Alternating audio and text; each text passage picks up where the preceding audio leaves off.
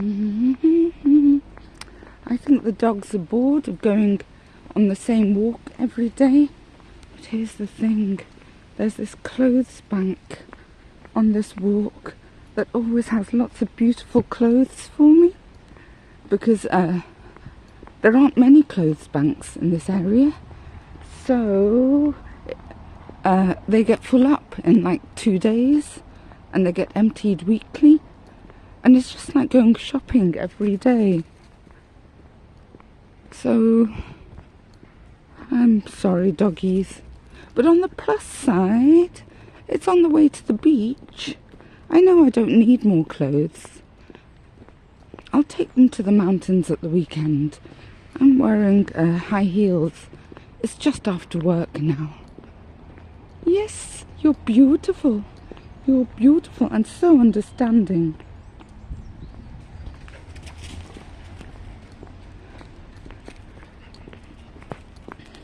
Have you noticed I'm more grouchy in the mornings? I'm definitely much more grouchy in the mornings. Da, da, da, da, da, da, da, da, da, da.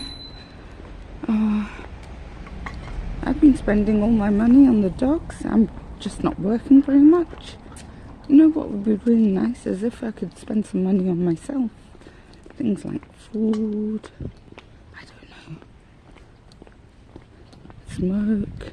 I really want to be smoking again. I don't want to spend all my money on the dogs. Would be evil if I put off buying flea treatment for another week and bought myself something to smoke instead.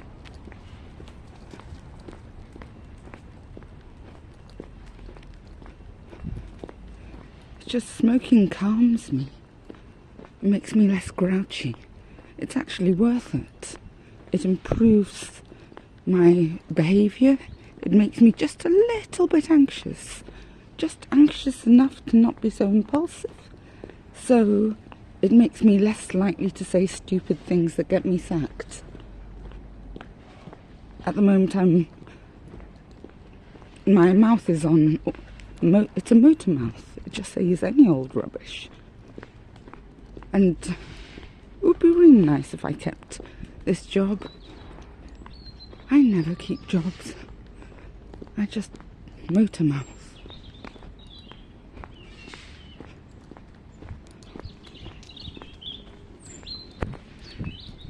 Yeah, somebody got angry with me a few months ago for saying autism is ancestral genes, Neanderthal genes. Well, look it up. I really dislike the fact that people get offended by the truth. I get sacked, basically, for saying the truth.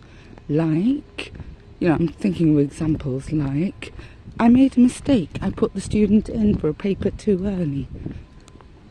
I make mistakes. Get over it. Everyone makes mistakes. The whole idea we have to lie about our mistakes is the problem. On average, my students do better than expected. That's because I have high expectations.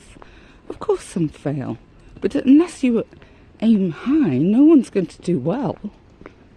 I do the opposite of what most schools do, which is put their students in for the lowest exam possible. Because then it's a guaranteed pass. But a guaranteed pass is not living up to their ability, is it? I might as well just put everybody in at entry level, which is what colleges do.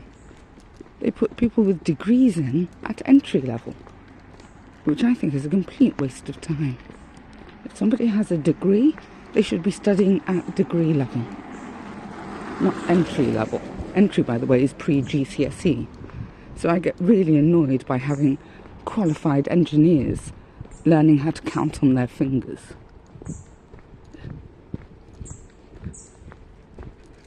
But of course, sometimes putting a student in for a higher paper when especially when they have emotional problems. A lot of people fold under pressure. Not enough to actually make any difference to my stats, but once in a blue moon.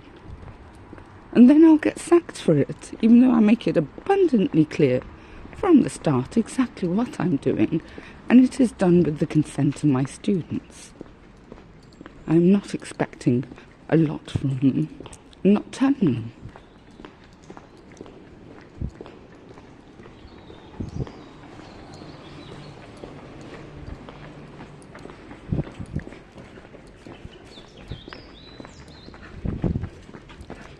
Usually it's the parents who push the students to do well.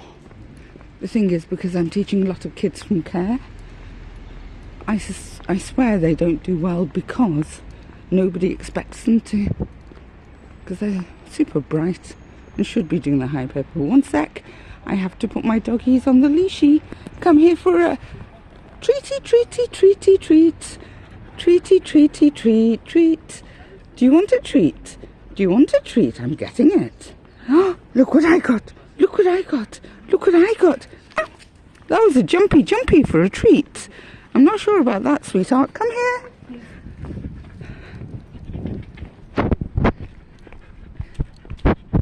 But thank you for being very gentle.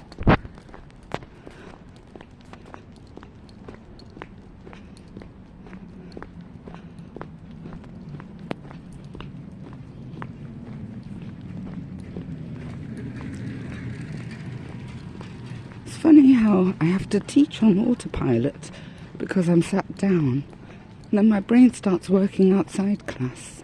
This is where I have all my inspiration while walking, all my theories and ideas, which, yeah, I get diagnosed as psychotic only because people don't ask me for the evidence.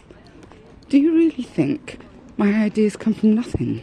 Or do they come from years and years of reading journals? It takes a long time of reading and studying and sleeping on it before you put the pieces together. And then when I tell people what I've discovered, they're like, oh, you're psychotic. Idiots. Why don't they read? Why don't people read? Sorry, I don't mean to call them idiots. They're completely nice people, but it would be nice if I met people who enjoyed reading journals as much as I do.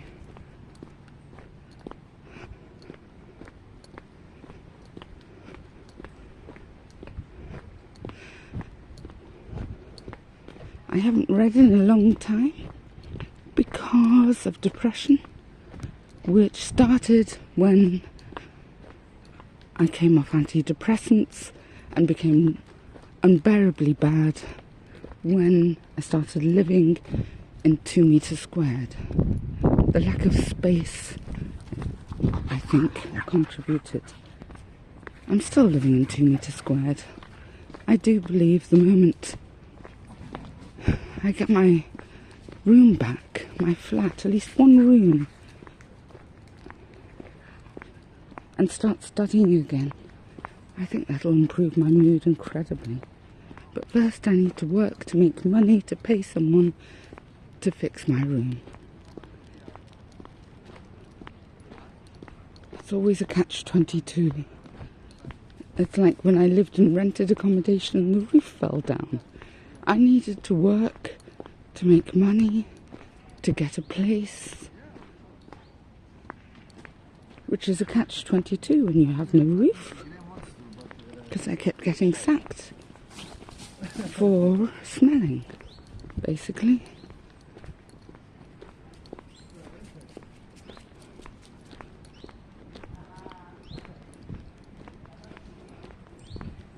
Oh, I want to delete this. Nobody's going to watch the end of the video. No one needs to know about the awful life I've led. Lives are awful. Life is crap and then you die. That's my motto. You don't die soon enough is another motto. Oh, you want to go down there? Okay. Let's go down there. There's a squirrel in the tree. A squirrel in the tree. Come on, little babies. Come on, little babies. Come on, little babies. There's a squirrel in the tree. I'm walking very slowly. I'm walking very slowly. Because I've got heels on.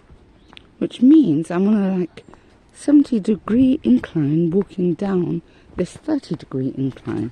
Because my heels are a good 60 degrees. Which is not very clever of me. However, the reason I have done that is I'm too lazy to sew up my skirt so it doesn't drag on the floor.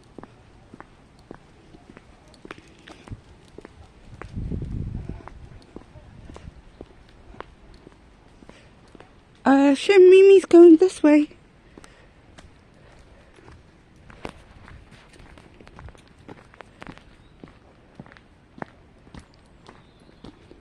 Oh, I'm sorry about doing the same walk every day.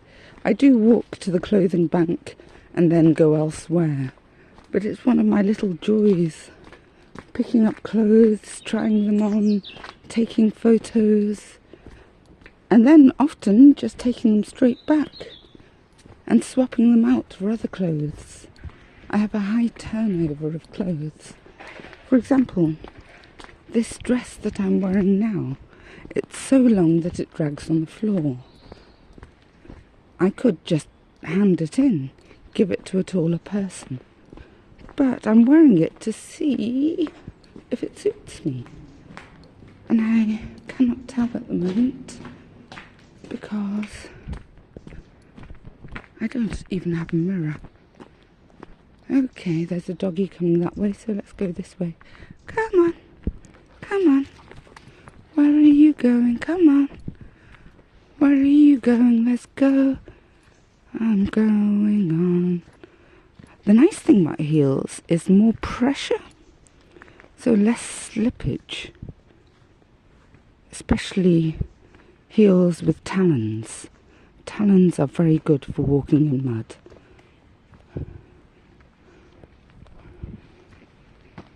Oh, hi.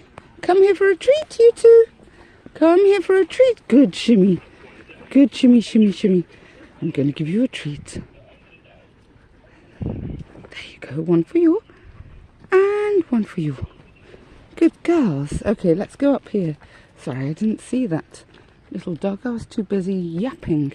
Yap, yap, yap, yap. Now I'm too warm. I'm actually too warm. That is a big change from this morning when I was too cold. Let's go round this way.